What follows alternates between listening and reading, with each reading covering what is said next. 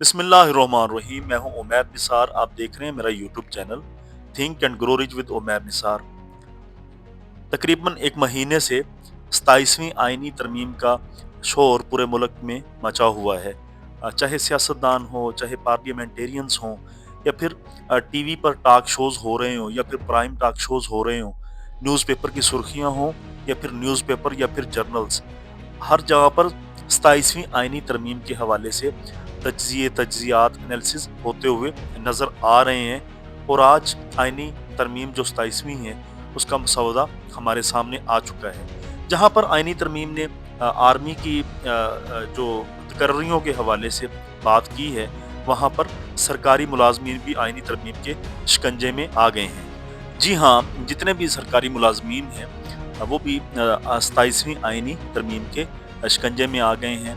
आईनी तरमीम की कुछ शिकें जो सरकारी मुलाजमीन के हवाले से यकीनन मसवदा जब सामने आएगा तो बिल्कुल बात क्लियर हो जाएगी।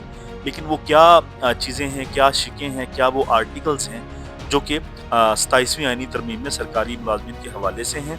आइए उन्हें देखने से पहले 27वीं तरमीम के बारे में थोड़ा-सा हम देख लेते हैं, फिर हम सरकारी मुलाज़मीन के हवाले से मैं आपके सामने सारी चीज़ें रखूँगा। क्या-क्या सरकारी मुलाज़मीन के सामने मसाइल हैं।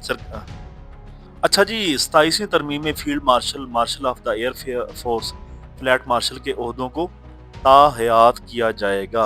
यानी ये पूरी ज़िंदगी के लिए जो हैं ये इन्हें रखा जाएगा। ये तजवीज़ है जी। एक तो इसके बाद 27 नवंबर से chairman joint chief of staff committee का ओहदा जो है वो ख़त्म कर दिया जाएगा। और बस ये ओहदा दोबारा से नहीं ख़त्म हो जाएगा प्योरली मुकम्मल तौर पर। आर्मी जो चीफ ऑफ डिफेंस फोर्सेस होंगे, यानी कि आर्मी चीफ की और जो वैल्यू है, जो सेंट्रिक पावर है वो बढ़ जाएगी, क्योंकि वो ओहदा दूसरा ख़त्म हो जाएगा। इसी तरह से सदारती मुआखज़े की तर्ज पर फील्ड मार्शल का ओहदा वापस लिया जा सकेगा। अच्छा, ये भी वज़ीर आज़म नहीं ले सकेंगे, बल्कि सारा इख्तियार जो है वो पार्लियामेंट के पास होगा। दोबारा हमारा जो मेन मुद्दा है वो सरकारी मुलाज़मीन के हवाले से था।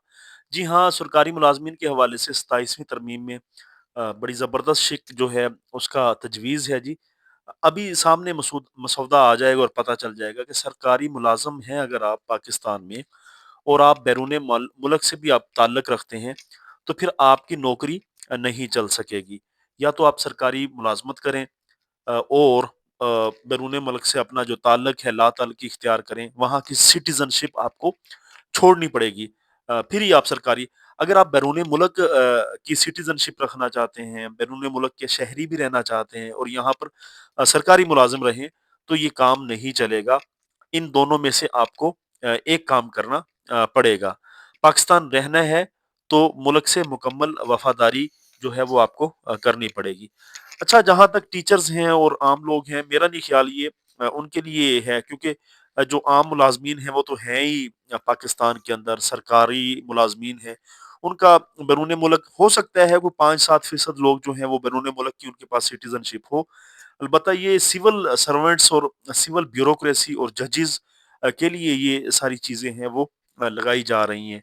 क्योंकि सिविल सर्वेंट्स या जो बड़े लेवल के जब सेक्रेटरी बन जाते हैं, बड़ी ओहदों पे चले जाते हैं, तो वो लोग ही जो हैं वो साफ ज़ाहिर है उनकी दोहरी शौरियत होती है। वो पाकिस्तान के सिविल सर्वेंट मुलाज़िम भी होते हैं और साथ बैरून मुल्क के भी होते हैं। लिहाज़ा लिहाज़ा ये शिक जो 27वीं तरमीम के अंदर रखी गई है, ये स्पेशली सिविल सर्वेंट्स के लिए।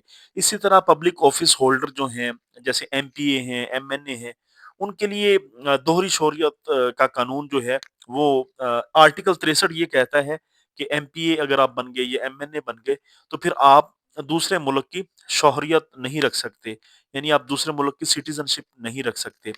अगर पब्लिक ऑफिस होल्डर नहीं रख सकते, तो इस बिना पर ही जो सिविल सर्वेंट है, जो ब्यूरोक्रेसी में आ जाता है, एसी बन गया, डीसी बन गया, कमिश्नर, फिर सेक्रेटरी, फिर बाहर की शोहरत ले ली, तो वो कहते हैं कि नहीं होना चाहिए, यानी कि सिविल। तो ये अच्छी बात है।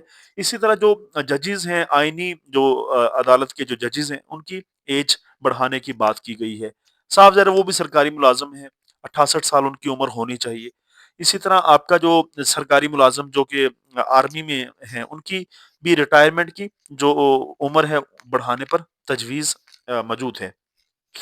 اور 27ویں آئینی ترمیم میں یہ بات بڑی زیر غور ہے کہ جو سلیبس ہے، نصاب ہے، وہ پورے ملک کا ایک ہی کر دیا جائے، جبکہ 18ویں ترمیم کے بعد جو ایجوکیشن تھا، سلیبس تھا، وہ ہر صوبے کے اختیارات میں چلا گیا تھا، devolution of delegation of authorities and power with respect to syllabus.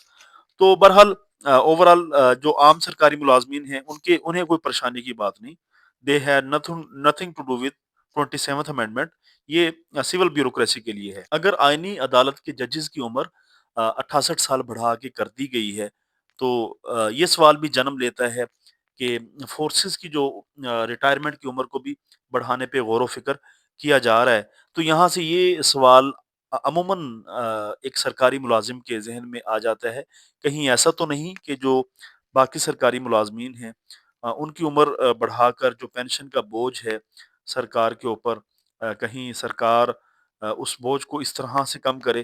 یہ وہ سوال ہے جو ہر بندے کے ذہن میں آتا ہے، خاص کر وہ سرکاری ملازم جو کہ 55 سال کے ہو چکے ہیں یا 54 سال کے یا 57 سال کے۔ اپنی رائے کا اظہار کمنٹ سیکشن میں ضرور کیجئے گا۔